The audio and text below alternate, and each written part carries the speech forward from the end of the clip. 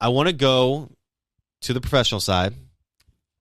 I want to go back to something that you said on the show last week, I think, where you said that the Browns could still lose the bye week.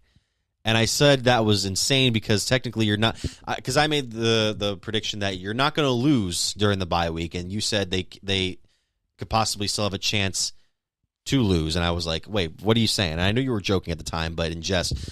But the way some people have reacted over the last couple of days, you would think we have taken not only the loss to Baltimore going into the bye, we've taken 2 losses piled on top of it. Because this whole thing that we didn't get to regarding the Browns losing to the Ravens on Sunday and Deshaun Watson not playing, Dorian Thompson-Robinson looking like the 5th-round pick.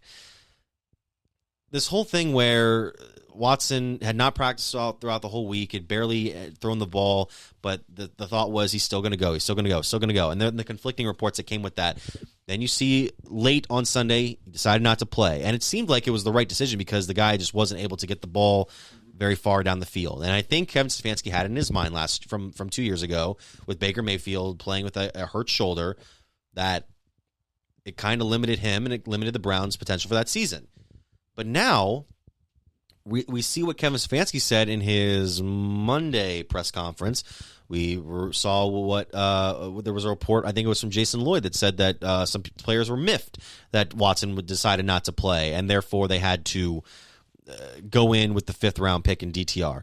Which, again, DTR made this roster as the backup for a reason, the top backup for a reason. The guy played well in the preseason, and there was enough confidence in him to trade away Josh Dobbs and keep him as the number 2. But then you get and this piled on top of Andrew Berry's presser, which people got frustrated with because he brought up the process. I don't really know what to make. I'm not frustrated by this week, but it seems like a lot of fans are, and it seems like we're only talking ourselves down into what's potentially going to be another lost season, even though we're 2-2 right now. We are in a better spot than the Steelers and the Bengals are, even though one of those teams got a victory against us. We're in a better spot than those two are right now, and yet it seems like we're kind of just waiting for the inevitable. I don't know what to make of it, and I know you have thoughts on this that I want to address. The game against the Ravens, let's start there. Sure. I understand you thought Deshaun Watson is going to play if you're the Cleveland Browns. I'm not saying you specifically. Right? Yeah.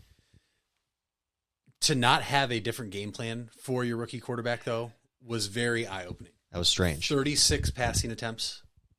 Yes, we don't have Nick Chubb, but at the same time, we still have a very good offensive line that can run block. We know how good they are at run blocking. It's why running the football has been part of our identity, and also why we always bang the table to run the damn ball. But that's neither here nor there, right? Whether they honestly thought Watson was going to play that morning, they decided he's not going to, so whatever. But then for Stefanski to come out and say that he was cleared, Deshaun Watson was cleared, and decided he wasn't going to play, and it rubbed teammates the wrong way. Didn't we get rid of Baker because he rubbed teammates the wrong way when he had his shoulder injury? Seemingly. Right? What kind of precedent is this setting, right? We're not moving off Deshaun Watson because of the contract. No. But if these guys are getting frustrated in the locker room again, it's like, what's going to happen? Now, could he come back after the bye against San Francisco? It's not going to be easy and still do what he did against Tennessee. We're not going to talk about this. This is all just going to be we're on the bye week. But if he comes back, or let alone doesn't play, we're going to be in a really, really weird spot because the defense, you finally saw what happened. Even that Pittsburgh game, the offense wasn't good. No. But the offense still did enough at times to keep the defense off the field. Mm-hmm. The amount of times this offense was 3 and out this past Sunday against Baltimore, the defense was starting to get tired.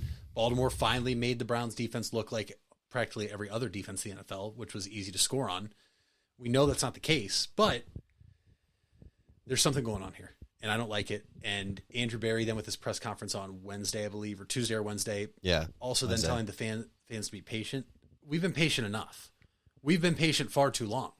We've been patient since this team came back in 1999, the shirt that I have on, right? Like, you can't tell us to be patient. You made this move because it was supposed to make us better. Yes, it came with a lot of off-the-field issues, okay? Some people didn't like the move. That's fine. But I just did not think that was the right thing for him to say. I also just don't know what you want us to be patient about, because it seems like there's definitely some miscommunication right now between Watson and the coaching staff. The miscommunication is the most frustrating thing. That's the thing, is like, I just don't know what to think right now. And obviously it's worse because if we were 3-1 and this happened, probably not going this steep into it. We're 2-2. We come out and probably play a top 3 team in the NFL in the 49ers, which is not going to be easy. Luckily we get it at home, and that line's already out. San Francisco's already favored by 3. And so now you're talking about, like, if Watson doesn't play, that spread's going to go way the other way. I just don't know. It'd be different, I think, if we played this Sunday. We could actually see what's going to happen, but now we have to wait a full extra week with the bye. But I am concerned. I really am.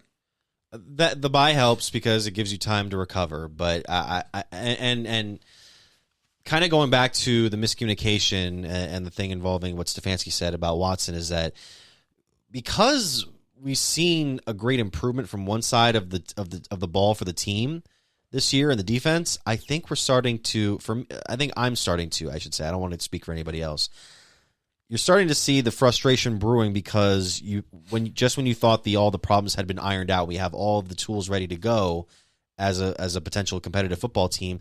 There's still some issues. There's still some seeming issues where I know people have kind of gotten on Stefanski in the past for not relinquishing the play calls, for not being able to adjust in real time. And I don't know. I think the next few weeks are going to determine whether or not the determining factor as to what's holding a lot of good talent on this Browns team back is the play caller, and the play caller is the head coach. And it makes you wonder, because it's very hard to find a legitimately great candidate for a head coach. Yep. It is. And Kevin Stefanski, since 1999, is probably the most successful Cleveland Browns tenured head coach. That being said, I think we kind of got into this with Baker like two or so years ago or so. Like, when is enough enough? Can we, like, we're good right now, but can we get better? I don't know. I can't speak as to right now. We're going to have to figure out in time if the Browns are going to need to make a move in order to fully, what's the word I'm looking for? To fully show what this team is capable of. The defense is doing it right now. Even with the performance against Baltimore, the defense has shown it. The offense just hasn't quite clicked in the years that Stefanski's been here. And they've had some blips here and there, but we've never seen an offensive explosion like you've seen in Miami. We've never seen an offensive explosion like in Buffalo. We've never seen an offensive explosion like in Philly. And right now, I really want to know if Stefanski is the true leader of the future, because right now we're starting to show cracks, I think, no matter how composed he is in his press conferences. I can't fully say I still have my full support of Stefanski. No, and at one point, I mean, it's going to figure itself out if this doesn't get turned around.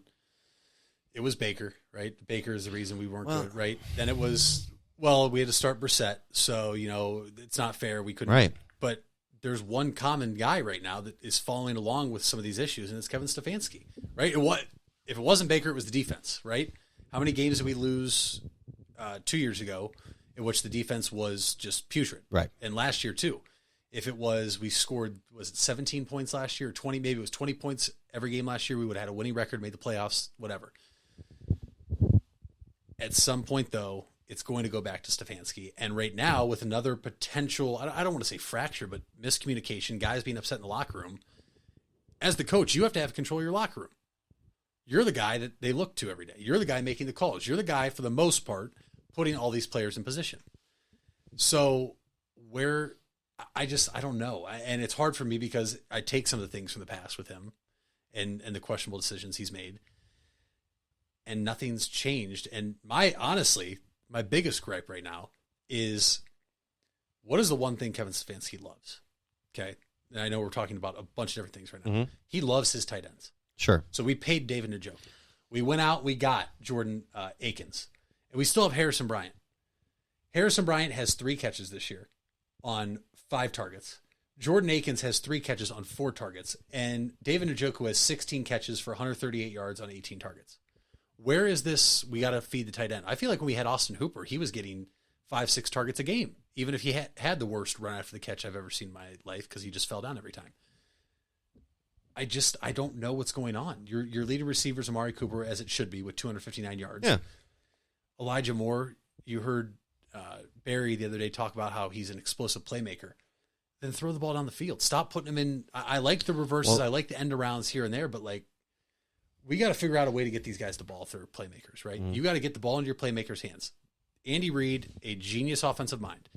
When he had Tyreek Hill, how many times did the ball just get to Tyreek Hill's hands and he makes stuff happen? Much like we're seeing in Miami at times too.